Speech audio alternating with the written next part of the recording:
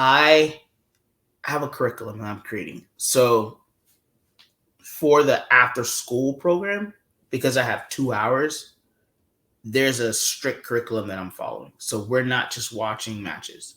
We are watching promos. We're learning about the history of the business, learning key terms like kayfabe, heel, babyface, promos, different types, work, shoots, like all that stuff. But it's all in relation to the key term of the week. So for the first 2 weeks, we learned about kayfabe and heel and babyface because those are the key ingredients of, I think, pro wrestling. Yep. And so nailed it, yeah. Yeah, like we've studied that, and then we are now doing promos. We've been doing promos for 2 weeks. And so we're not really watching matches with those kids. Now, my bigger class, which is the lunch and recess class, which has like maybe 40 kids on a good day, those are usually just what I feel in a moment or what I feel for the day. But I'm still trying to figure out structure because, yes, it's easy to show them matches that they see people that look like them. But I'm also trying to expand their horizon and show them there's a world of pro wrestling out there. I don't want them to be limited to one thing. And so I'm still figuring out the structure, and the kids are giving me ideas. Like Tuesdays and Thursdays is the all girls class, where it's just only the girls and we just watch women matches. But then we also watch women matches on Monday, Wednesday, Friday with everyone. But it's just difficult because Fridays, this is the goal. Friday, I would like to do indie wrestlers. So nothing but just indie talent that's not on the mainstream. Thursdays, I think I'm going to make international wrestling now because I showed Stardom today to the kids. And I saw that. They loved it. And they were like, can we just have an all Japan class where we just watch Japanese wrestling? And I was like, whoa, okay. So maybe Thursdays will just be international wrestling. So we'll look at lucha, Japanese, and anything else that I can discover. And then Wednesdays, I'm guessing Women Wednesday. I don't know. I do want to do oldies. So like I do want to show the kids some of the older matches. They take to it in some ways. Some ways they don't. But I get it because they don't see themselves in these characters. So that's the difficult part. And I'm always so self-conscious because I asked them, are you enjoying it? And they're like, yeah, but you're quiet. We're just learning. So it's like some days it's like, did I show the right match? Did I put them on to something that they didn't get or understand? So it's a learning process for me as well because I'm learning the kids because I want to make it fun. Like I want it to be where the kids are like, I don't want to leave. I want to be here all the time. What do they react to most? And so I'm going to ask this in two forms. So, but take like the wrestlers out of it, okay. So that they're out. Like, so I'm not talking like who's their favorite wrestler, but in a match, like what do they react to? Is it the like big moves? Can they get a sense of the story? Is it crowd pops? Like what about the matches do you think is resonating most with them as they watch? The big moves, okay, for sure. The high flying type of wrestling. I wouldn't say story. Some get it, and some will commentate during the match, but they're still learning, and I'm still teaching it as well, like the storytelling. Like sometimes I'll pause and be like, hey, pause. You see that they're working on the knee, right? Oh yeah, that's the story of the match. Oh, so you do. So you okay, interesting. Yeah, like when I see things as teachable moments, like I want to teach them, like, look, this is how the match, like, because they're like, right now they think that they've learned that the heel usually carries the match for the most part. And then near the end, the babyface gets like that momentum, and then that's when you decide whether or not the heel or the babyface wins. They know that the heel cheats. They know what heel moves look like. They know what babyface moves looks like. But they don't pick up like the nuance of like, oh my God, that person hurt their shoulder when going into the ring post. So now the heel is focusing only on the shoulder. They don't pick it up. So like I'll pause and be like, look at there. That's the story of the match now. It's changed. And then they're like, oh, okay. And then they'll start popping like, like the submission. Oh my gosh. So like they're, but then you have the advanced kids, and then those advanced kids, they're the ones who are just like, they get it from the top to the bottom. Like they get it from the gear, the entrance, to music, to the match flow, how fast it might be or how slow it might be. Those kids pop for everything. And so the other kids will look at them like, why are they popping for a slap in the face? Because they get it. Like they get like what's happening in the story. But they're all over the spectrum, and I love it because it's just a great room to be in because you don't know what makes them go crazy at this point. Yeah. Well, and it's such a, I'm sure it's such a drastic. I have a 3-year-old daughter, and so we don't dabble a ton into wrestling yet because she's a little younger, and so we're I'm balancing that right now because I'm like, I want to show her so much stuff, but she is only 3, but she has seen some of it though. And it's fun to watch it through her eyes because it's like I watch it from a perspective of, well, number one, I'm working, and number two, I've seen a ton of stuff, so not like it's hard to like genuinely pop me. But for her, she was watching AEW one day, and Hook came out, and she was just mesmerized by Hook. I mean, like Hook's got the 3-year-old audience like in the bag. She was locked, loaded. She could not take her eyes off it. And then from then on, it's like, hey, Daddy, can we watch Hook? I want to, like, did Hook have a match this week? And so it's amazing, like what she attaches herself to. It's somebody like Hook who really, I mean, if you ask, 100 wrestling fans, probably 20 of them know who Hook is. And my daughter, who has access to all sorts of wrestling, hones in on that, and it's so funny because I never would have predicted it. Never. Right. And that's the thing. Like, there's someone for everyone. Yeah. Someone for everyone. So that's cool. She's gonna be a lifer. I think she will be. Yeah, she will be. Yeah. So who are the biggest stars? Like in terms of like who your students are popping for most? Is it Roman? Is it somebody weird like Hook? Talk about just who's over with the club. Carmelo Hayes. Okay. Bianca Belair. Jade Cargill. Okay, cool. Sasha Banks. Bayley's over, but she's over because they dislike her. Well, that's good. That's what she's going for. Yes. Undertaker is a big one. Swerve and Keith Lee are big ones for them. Okay. Yeah, I can see. That big personalities, both of them. Yeah.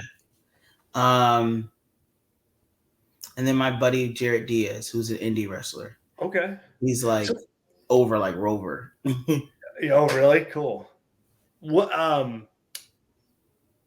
Undertaker. That's interesting. Yeah. How did that happen?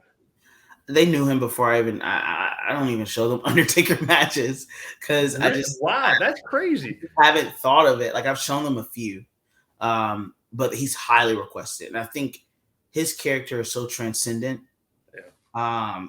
He will always be a household name, I think, and so kids, they just know of him. If they don't even know it, they just know of him. They're like, I want to see that guy. And so when I do show them the matches, because he's not on my list. But now he is because I have to, because the kids request it all the time. Can we watch Undertaker? Can we watch Undertaker? So we'll put on an Undertaker match, and they've seen his classics. Yeah. Yeah. Good. That's good. That's interesting. It's just because, he's, I mean, he hasn't been like an active, like a regular active guy in so long, but to your point, like the gimmick is, I mean, mesmerizing for a kid. That's fascinating. So I'm very interested. I seriously this is like what I'm about to ask you. I'm most looking forward to your answer. So do your students care about heel and babyface? Like Carmelo Hayes, they love Carmelo Hayes. I mean, Carmelo Hayes is a heel on the show, but he's popular amongst your students. So do you find that, because I don't know, we talk a lot like with our listeners and our readers about the idea of like, well, you got to have heels and baby faces because that's your story. But these days, there's such a fine line because there's people that like the heels. There's people that don't like the baby faces. It's not as cut and dry as it used to be. And so I'm wondering, like, the future of professional wrestling viewers are in your classroom. Like, do they care about who's a good guy or not, or do they just like who they like? That is a loaded question. And In the what reason, way? because I would say yes and no. Okay. One, I think representation matters. And so I think just having that representation makes them a fan, regardless if they could do the most despicable thing on television, but they're going to pop for that person because they see themselves. Okay. But then I see kids always asking, is that the heel? Is that the baby face? And I'm like, okay. So, and then I see a switch in the dynamic. They're automatic. Like today we watched that Stardom match. And when we identified, I don't want to say her name wrong. Tommy. Yeah. When they identified that she was the face, they started cheering for her and started booing Bia. And I was like, I thought it was adorable. I was like, oh, y'all just automatically just switched because y'all finally, because they couldn't figure out who was who, Right. Because the pacing was different. Like, there's a formula in WWE. There's kind of a formula in AEW with the style and how the matches go. Japan, they do whatever they want to do. Like, I remember I showed them they're fighting already. The match just started. Like, they don't have like the formulaic like layout kind of for each match, so they couldn't figure out what was happening. But when they finally figured it out, they did started cheering for the face. So I think that's the answer. It's either it's someone that they recognize and see in themselves, they're going to cheer for regardless, or once they're able to make that distinction, then they're only going for the face. Wow, that's such an. I mean, you're not hedging with that answer. That totally makes perfect sense.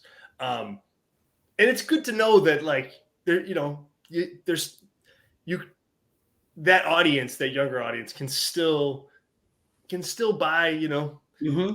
good versus bad, heel versus babyface, because it really is like a tried and true formula for all storytelling, not just professional wrestling, but movies, books, whatever.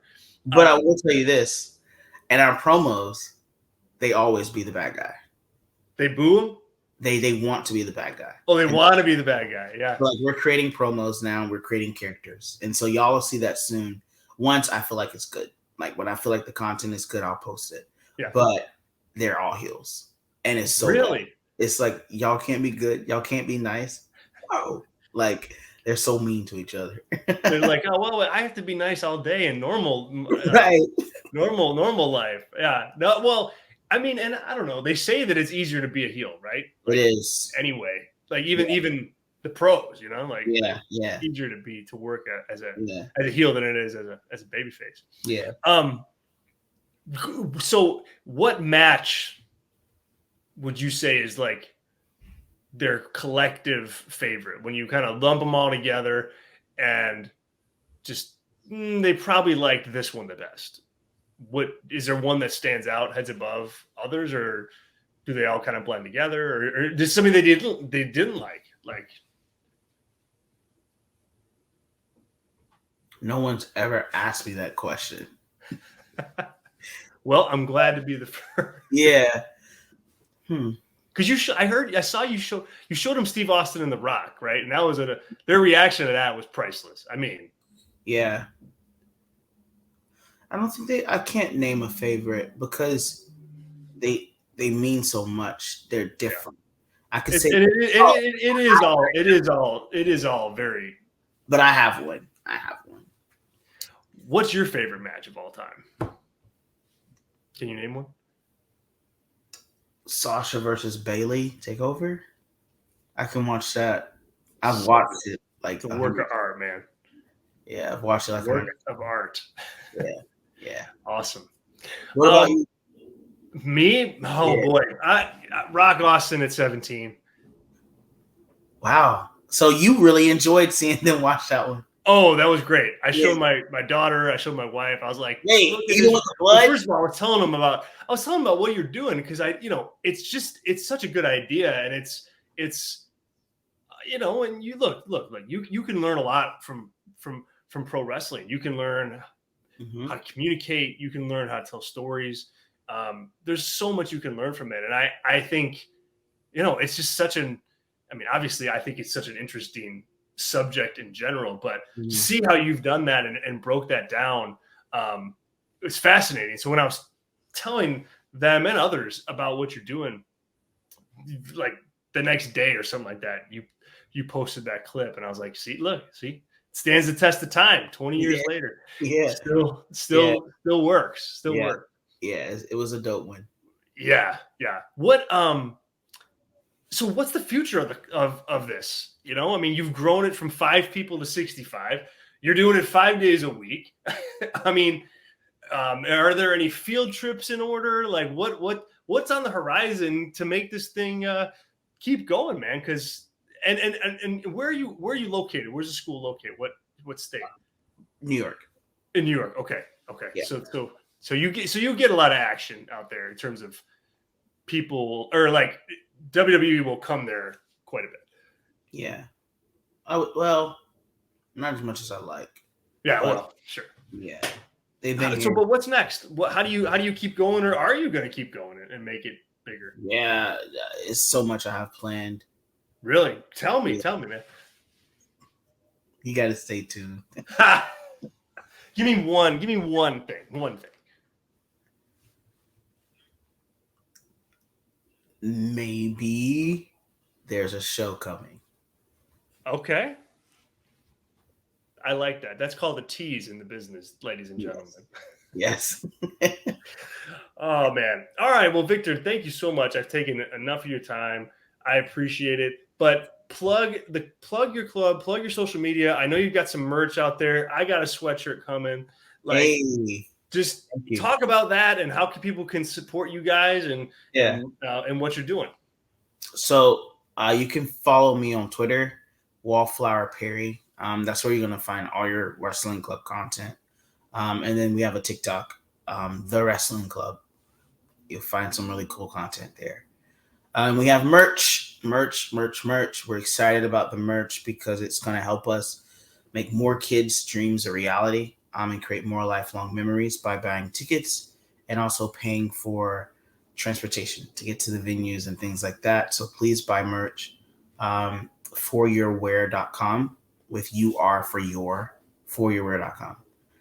And just stay tuned. We have Zach, we have a lot that we have planned.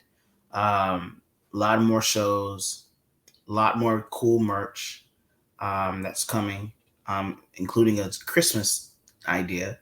That's a design from a student. A student's going to be designing that merch. Wow, cool. And so just stay tuned. We have a lot. The club is here to stay. And they are what we say, the future of pro wrestling. Do you guys have like a hand signal yet? Like the Too Sweet or something like that for the No, you know what? Tomorrow I'm gonna ask them to help me make something like that. All right, good. Victor, thank you very much. I do appreciate it. This was great.